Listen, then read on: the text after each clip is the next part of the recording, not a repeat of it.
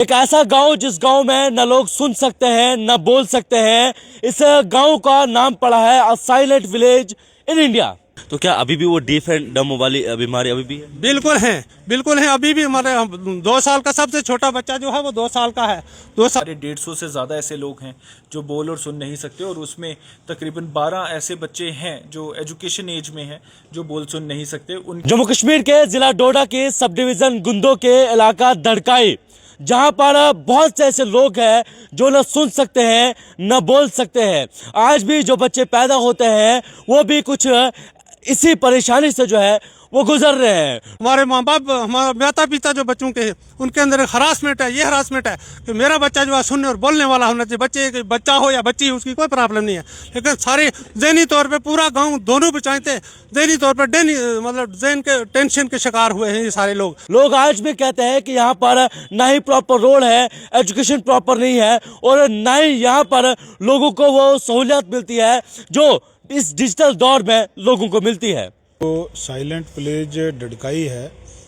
इसमें तकरीबन 4000 की आबादी पर मुश्तमिल ये एक गांव है जिसमें 2 पंचायतें हैं, और इसमें नियर अबाउट 84 सोल्स ऐसे हैं जो डीफ एंड डम हैं। कि इस परेशानी से बचने के लिए इंतजामिया की जानिब से बड़े बड़े डॉक्टर्स को वहां पर भेजा गया। मेडिकल टीम्स जो है इस इलाके में पहुंची, लेकिन उसके बावजूद भी लोगों को इस बीमारी से निजात न मिले। लेकिन उसके बाद वहां के लोगों ने ऐसा इलाज निकाला कि शादियों की जो रीति रिवाज है उसको थोड़ा सा जो है वो बदल दिया है। यानी कि जो डीफ एंड डम होते हैं, पहले आपस में ही उनकी शादी होती थी, लेकिन शादी का सिस्टम थोड़ा सा चेंज कर दिया। एक तरफ जो एक पार्टनर होता है वो डीफ एंड डम होता है, दूसरा पार्टनर जो है वो नॉर्मल, यानी कि नॉर्मल वो सुन भी सकता था, वो बोल भी सकता। उसके बाद जो बच्चे आज के वक्त में जो पैदा होते हैं वो बोल भी सकते हैं और सुन भी सकते हैं। फिर लास्ट तजर्बा हमारा जो कामयाब हुआ, एक नॉर्मल और एक डीफ एंड डम, फिर बच्चे अच्छे हुए, 12 बच्चे। ये डीफ एंड डम का बच्चा, इसका बाप डीफ एंड डम है। वहां के लोगों ने कहा कि डीसी डोडा की जानिब से लाखों रुपए दिए गए हैं ताकि वहां के लोगों का इलाज हो सके और वो सुन भी सके और बोल भी सके। डडकाई की जो वर्क प्रोग्रेस है बहुत अच्छे तरीके से चल रही है। डीसी डोडा श्री हरविंदर सिंह की सुपरविजन में जो है वहाँ की सड़क का तामीर में हमें उम्मीद है कि जल्दी पाए मिल तक पहुँचेगी। वहाँ का स्कूल अभी अपग्रेड नहीं है, लेकिन स्कूल में जो एजुकेशन है, टीचर स्टाफ जितना डीसी के हाथ में है, उनकी सुपरविजन में जितना काम है वो ज़बरदस्त चल रहा है। लेकिन अफसोस की बात यह है कि उमर सरकार का जो है वो ध्यान जो है डडकाई पर नहीं है। तो हम यही उम्मीद करेंगे कि उमर अब्दुल्ला सरकार भी जो है डडकाई की तरफ देखें। जो उनके अख्तियारात में काम है वो भी डडकाई के लिए होने चाहिए, क्योंकि हम ट्राइबल कम्युनिटी से ताल्लुक़ रखते हैं।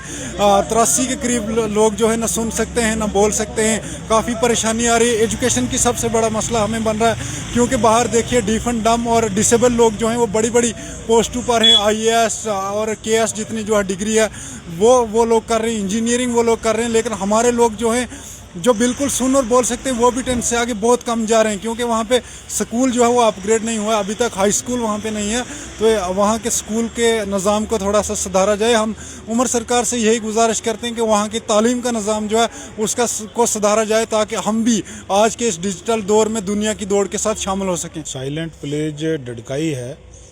इसमें तकरीबन 4000 की आबादी पर मुश्तमिल ये एक गांव है जिसमें 2 पंचायतें हैं, और इसमें नियर अबाउट 84 सोल्स ऐसे हैं जो डीफ एंड डम हैं।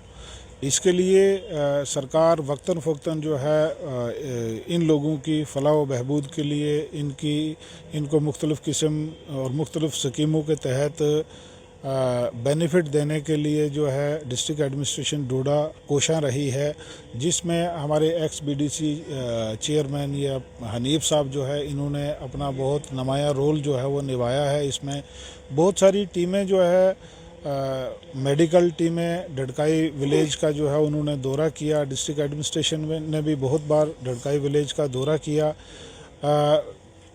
जिसके बाद वहाँ एक स्कूल जो है वो भी डीफ एंड डम के लिए खोला गया, और एक टीचर जो है उसको तैनात किया गया वहाँ पे, ताकि इन बच्चों को जो सहूलियात हैं तालीम की इनकी ज़रूरत के मुताबिक इन तक बाहम पहुँचाई जा सकें। लेकिन फिर भी दूर दराज होने की वजह से जो कुछ इनके लिए होना चाहिए था वो शायद नहीं हो पाया है।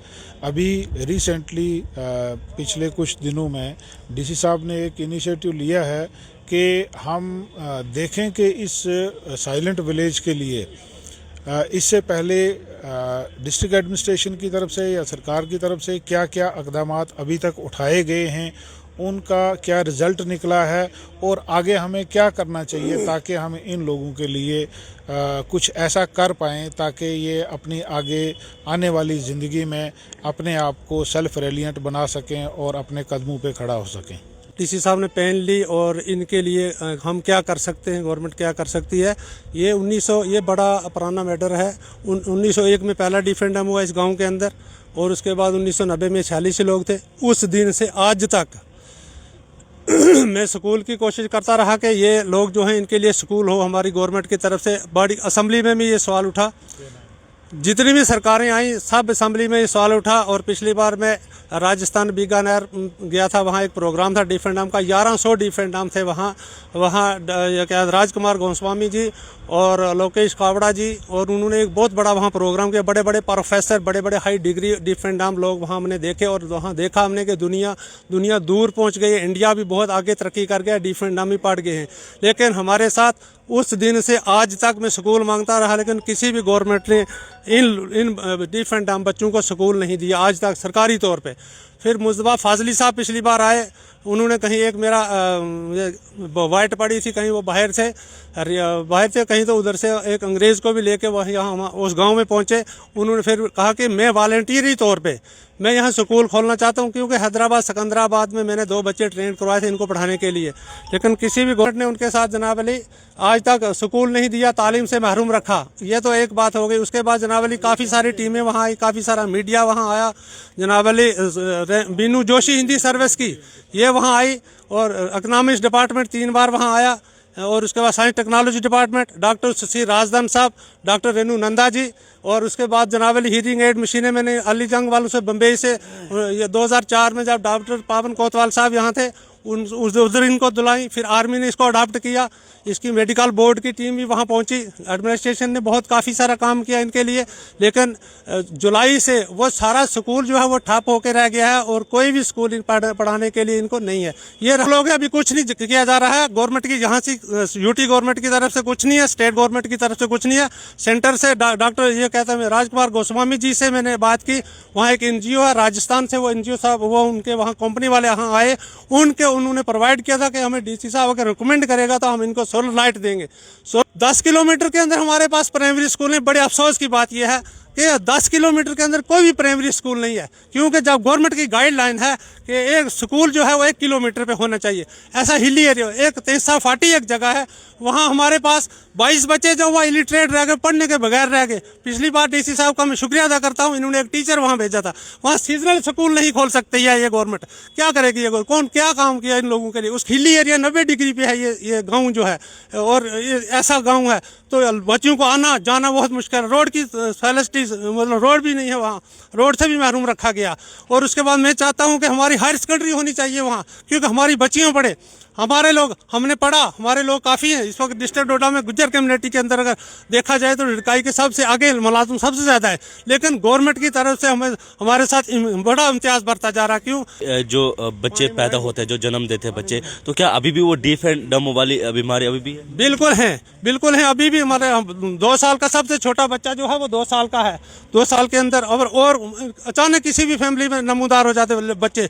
हमारे गाँव के अंदर एक हरासमेंट है, हमारी माएँ बहनें जो है, हमारे माँ बाप, हमारा माता पिता जो बच्चों के हैं उनके अंदर एक हरासमेंट है। ये हरासमेंट है कि मेरा बच्चा जो है सुनने और बोलने वाला होना चाहिए। बच्चा हो या बच्ची, उसकी कोई प्रॉब्लम नहीं है, लेकिन सारे ज़हनी तौर पे पूरा गांव दोनों बच्चे ज़हनी तौर पे मतलब जहन के टेंशन के शिकार हुए हैं ये सारे लोग। और उसके बाद ऐसे हम 3 दिन में क्लियर करते हैं। बच्चा नॉर्मल है कि बच्चा डिफरेंडम है, वो अपने तजर्बे के मुताबिक हम 3 दिन में क्लियर करते हैं, क्योंकि हरासमेंट है वहाँ। हम 3 दिन ये करते हैं, हमारा अपना तजर्बे के तौर पर। काफ़ी सारे डॉक्टर भी आए वहाँ, काफ़ी सारे डॉक्टर कहते हैं जिनकी प्रॉब्लम ये है, वो ऐसा कोई नहीं है, ऐसा कुछ नहीं। हमने काफी कितने कितने लोग ऐसे हैं जो सुन और बोल नहीं सकते दोनों गाँव? वो तादाद कितनी? 83 लोग हैं इस वक्त मौजूद हैं, और 100 से ज्यादा हुए, कुछ की नेचुरल डेथ भी हो गई है। तकरीबन 25-30 लोग जो थे उनकी डेथ भी हो गई, नेचुरल डेथ। क्या ये सिर्फ सुन या बोल नहीं सकते हैं, या इसके अलावा मतलब उनको एबनॉर्मल भी है, मतलब हैंडीकैप वगैरह भी है कि सिर्फ डिफरेंट? इसमें बहुत सारी उसमें बहुत सारी प्रॉब्लम है इनके हैंडीकैप्ड भी हैं। हमारे कुछ ऐसे लोग भी हैं जो मतलब बिल्कुल ही दूसरे के सहारे पे हैं, ऐसे लोग भी हैं। और उसके अलावा जनाब एक फैमिली ऐसी है, मोहम्मद इब्राहिम उर्फ जंगलू, उसको कहते हैं, उसके 7 बच्चे, 7 के साथ ही डिफरेंट हम हैं। ये एक आपके पीछे खड़ा है, इसके 3 बच्चे ऐसे ही, 3 बच्चियाँ, और उसके बाद जनावरी 5-5, 3-3, 4-4, हर फैमिली में ये लोग हैं। लेकिन ऐसा है कि अब यह है कि हम चाहते हैं इनके लिए ट्राइबल के ये लोग हैं, ट्राइबल के लिए किस तरीके के साथ अब ये दुनिया के साथ आ सके। अब हमने काफ़ी सारे तजर्बे किए, मतलब डिफरेंट हमको डिफरेंट डम बच्ची थी, फिर भी डिफरेंट हुआ, लेकिन फिर लास्ट तजर्बा हमारा जो कामयाब हुआ, एक नॉर्मल और एक डिफरेंट डम, फिर बच्चे अच्छे हुए, 12 बच्चे। ये डिफरेंट डम का बच्चा, इसका बाप डिफरेंट डम है और ये 8th में पढ़ता है इस वक्त। अब यह है कि इनको पढ़ाने के लिए, इनको हायर एजुकेशन, इसकी माँ भी डिफरेंट डम, और उसके बाद जनावर इनको हम चाहते हैं कि इनको एजुकेशन कैसे दी जाए। इकनॉमिक्स तौर पर ये लोग जो हैं गरीबी की सतह से नीचे बिलोंग करते हैं, बिजली का किराया भी इनको देना पड़ता है, सारा काम इनसे पूरा लिया जा सकता है, लेते हैं, लेकिन गवर्नमेंट की तरफ से कोई भी इनके लिए अभी फैसिलिटी नहीं है।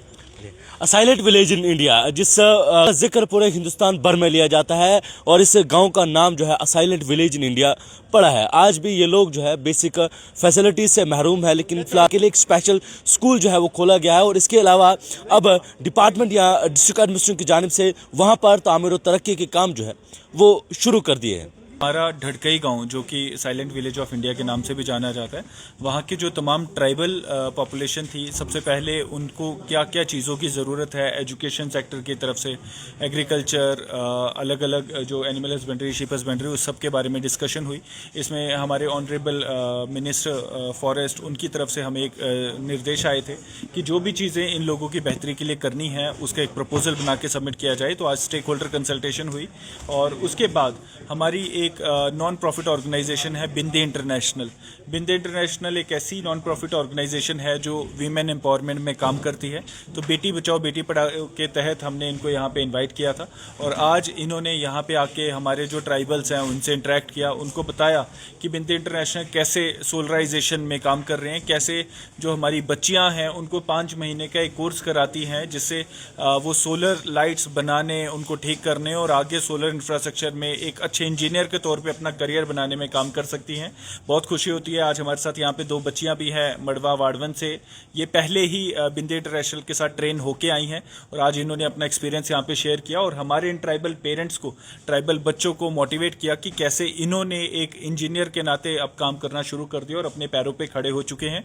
हमें उम्मीद है कि हमारी जो डेफ एंड म्यूट बच्चियाँ हैं, जो हमारी फैमिलीज़ हैं जो बोल सुन नहीं सकती, उनकी बच्चियों को जब हम यहाँ पे ट्रेन करवाएंगे, उनकी एम्पावरमेंट में इंपॉर्टेंट रोल हम बिंदे इंटरनेशनल के साथ करेंगे, तो हमारे ये बच्चे अपने पैरों पे खड़े हो सकेंगे। और आने वाले समय में ट्राइबल एक मार्केट प्लेस डोडा में बनने जा रही है, उसके लिए पूरा प्रोजेक्ट रेडी है।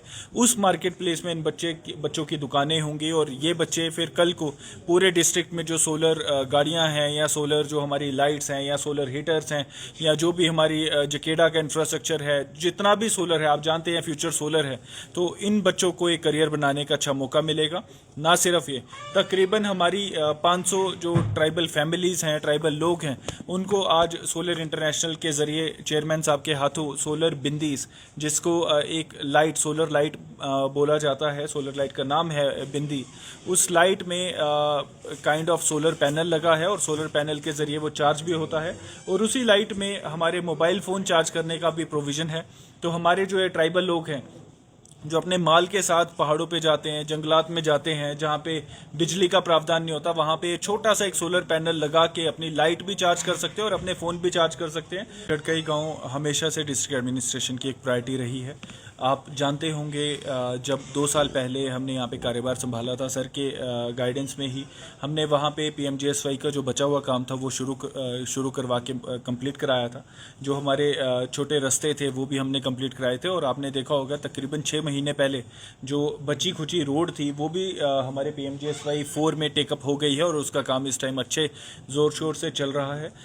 धरती आबा एक स्कीम है जिसमें ट्राइबल पॉपुलेशन का ख्याल रखा जाता है, उनकी हर एक बेसिक रिक्वायरमेंट को पूरा किया जाता है, जिसमें तमाम कोई 25 तक इंडिकेटर्स हैं। उन सब डिपार्टमेंट्स के हमने DPRs बना के वो भी अप्रूवल के लिए डाले हैं।